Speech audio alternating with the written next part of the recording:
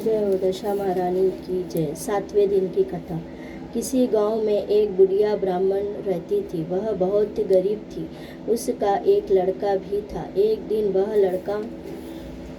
लड़के से बोली कि बेटा, कुछ ऐसा उद्योग करो जिससे 4 पैसे आए और अपना निवारण हो सके। अब मेरे हाथों में पैरों में नहीं, इतना दम नहीं है। अब लड़का गांव वालों के यहाँ गैया चराने लगा। एक दिन लड़का पशुओं को पानी पिलाने नदी के घाट पर गया। वहाँ स्त्रियाँ स्नान कर दशा रानी का गांठ ले रही थी। उनमें एक गांठ अधिक थी। उनमें से एक ने कहा कि पूछो, यह लड़का किसका है? यदि कुछ उच्च वर्ण का हो तो उसे यह गांठ दे देते हैं। एक स्त्री ने लड़के से पूछा कि तुम्हारे घर में कौन है? लड़के ने जवाब दिया कि मेरे घर में बूढ़ी माँ है। और फिर स्त्री ने पूछा कि तुम कौन वर्ण के हो? वह बोला कि मैं ब्राह्मण हूँ और कोई काम ना मिलने के कारण मैं गैया चलाता हूँ। स्त्री ने लड़के को गांठ देकर कहा कि तुम इस घर ले जाकर अपनी माता को दे देना और कहना कि इसे पूजा करे, व्रत करे, और हम लोग तुमको सीधा और पूजा की सामग्री भी दे देंगे, सो भी ले जाकर माता को दे देना। लड़के ने गांठ ले ली। फिर उस स्त्री ने सीधा भी दे दिया। लड़का का सारा सामान गांठ बांध कर घर आया और उसने दरवाजे पर माता को पुकारने लगा कि मैया, गठड़ी उतारो, बोझे से मरा जा रहा हूँ। माता दौड़ी दौड़ी आई, गठड़ी ली और सीधे का सामान देखकर बहुत खुश हो गई और उसने लड़के से पूछा कि यह सब कहाँ से आया है। लड़के ने बूढ़ी माँ से सब हाल कह कर दशा रानी की गांठ भी दे दी। बुढ़िया ने गांठ को प्रेम पूर्वक लेकर माथे पे लगा लिया। उसी दिन उसने वह व्रत करने लगी और 9 दिन तक कथा कहानी हुई। 10वें दिन गांठ की पूजा की तैयारी वह दहरी पर बाहर लेप कर रही थी। उसी समय एक अति वृद्ध दरिद्र स्त्री द्वार पर आकर बोली कि क्या कर रही हो? वह जवाब दिया कि आज मेरे घर दशा रानी की पूजा है, इसीलिए मैं लेप कर रही हूँ। तब दशा रानी ने कहा कि मुझे बहुत प्यास लगी है, थोड़ा सा पानी पिला दो। तब बुढ़िया ने कहा कि मेरे यहाँ तो मिट्टी के बर्तन से पानी पीते हैं, लोटा कटोरी मेरे कुछ नहीं है। तुमको पानी दूँ तो कैसे दूँ, कहाँ से दूँ? एक कटोरा ही मेरे घर में है, वह भी ना जाने कहाँ पड़ा है। जरा ठहरो, ढूंढ कर कटोरा लाती हो तब तुम्हें पानी पिलाती हूँ। बुढ़िया ने हाथ धोकर कटोरा लाने अंदर गई और जब तक मेले कुचड़े बुढ़िया ने स्वयं दशा रानी थी, उसने पिनिहारे पे जाके सोने का घड़ा रख दिया और अंतर्ध्यान हो गई। बुढ़िया ने कटोरा लेकर जो ही पिनिहारे के पास गई, वह सोने का घड़ा रखा देखकर बहुत ही घबरा गई और अपने मन ही मन सोचने लगी कि वह इस कहानी में गाली है पर किताब में लिखी है, इसलिए मैं बोल रही हूँ। सोचने लगी और वह रांड ना कहाँ से उठकर आई और यह रख के गई है। मुझे चोरी लगेंगी, बुढ़ापे में लज्जा होना पड़ेगा।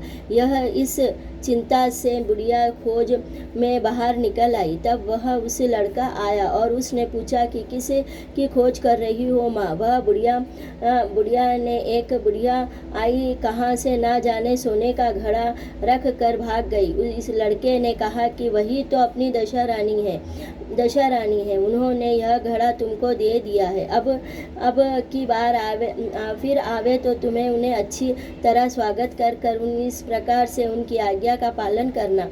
तब जब वह नहर पर जाने नदी पे घाट पे वह नहाने गई, जो चीज़ मिले उसे दशा रानी ने दिया समझ कर ले लेना, इनकार मत करना, किसी से पूछताछ नहीं करना।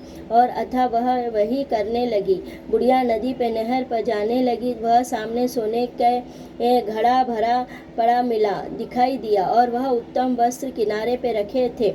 बुढ़िया ने वह किसी से पूछा न ताचा, वह सब वस्त्र पहन लिए और घड़ा लेकर यूं ही अपने घर की तरफ चलने लगी, जहाँ 4 कहर डोरी भी मिल गई। आकर बुढ़िया ने डोरी में बैठ गई और बोली, तुम्हारे लिए आई है। आई है। इसमें बैठकर घर चलने लगी। देखते ही देखते वह टूटी फूटी कुटिया झोपड़ी थी जो कंचन सा महल खड़ा हो गया। बुढ़िया ने महल के भीतर जाकर श्रद्धा से भक्तिपूर्वक दशा रानी की गांठ ली और अंतर दशा रानी की पूजा की और अंदर हाथ जोड़कर वर मांगा कि हे महारानी, जैसे तुमने मुझको संपत्ति दी है वैसे ही मेरे लड़के का विवाह हो जाए वह सब शोभा देगा।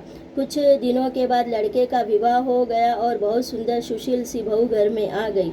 तब वह बुढ़िया ने दशा रानी के दूसरी वर मांगा कि जैसे मुझे बहू बेटा है वैसे ही एक नाती हो जाए। तो कुछ दिनों के बाद बुढ़िया ने लड़के के भी लड़का हो गया। एक दिन वह बुढ़िया बहू को समझाने लगी कि भाई यह संपत्ति सब दशा माता की दी हुई है, उन्हीं की कृपा से मैं इस घर में आई हूँ, ये तुम आई हो। यदि मैं मर जाऊं तो किसी एक मेली कुचड़ी बुढ़िया तुम्हारे घर आवे तो उसे विनय पूर्वक स्वागत कर यदि उसकी नाक बहती हो तो उसको आंचल से पहुँचना, घिरना मत करना, प्रार्थना करना कि हे माता आप सब अपने दिया हुआ है। सब जब कभी दशा रानी की गांठ पड़े तब उसे अवश्य ही याद करना और लेना, श्रद्धापूर्वक उनकी पूजा करना। जब कभी तुम्हें कोई संकट पड़े तो सुहागनों को नूतना, दशा रानी की कृपा से तुम्हारे सब अच्छा ही पूरा होगा। कुछ दिनों के बाद बुढ़िया मर गई। तब दशा रानी ने सोचा कि अब चल कर देखते हैं अब यह बहू सास के वचनों का कितना पालन करती है। वह एक वृद्ध भिखारिन का वेश धारण कर घर में आई। उन्होंने देखा कि वह बहू उठकर खड़ी हुई और उनके पांव छूने दंडवत किया और अपने बालक को उनकी गोद में डाल दिया और उससे ऐसी श्रद्धा भक्ति देखकर दशा रानी ने आशीर्वाद दिया, तेरी धर्म वृद्धि है और भगवान के सदा ही तेरा भला होगा, भंडार भरे रहेंगे, किसी भी बात की चिंता तुझे न सताएंगी, यह जो इच्छा करे वह फल पाओगी। दशा रानी ने ऐसी कृपा दृष्टि बुढ़िया ब्राह्मणी पर की थी वैसे ही अपने भक्तों पर करना, कथा श्रद्धा भक्ति भाव से सुनने और कहने वालों का कल्याण करना। बोलो दशा महारानी की जय।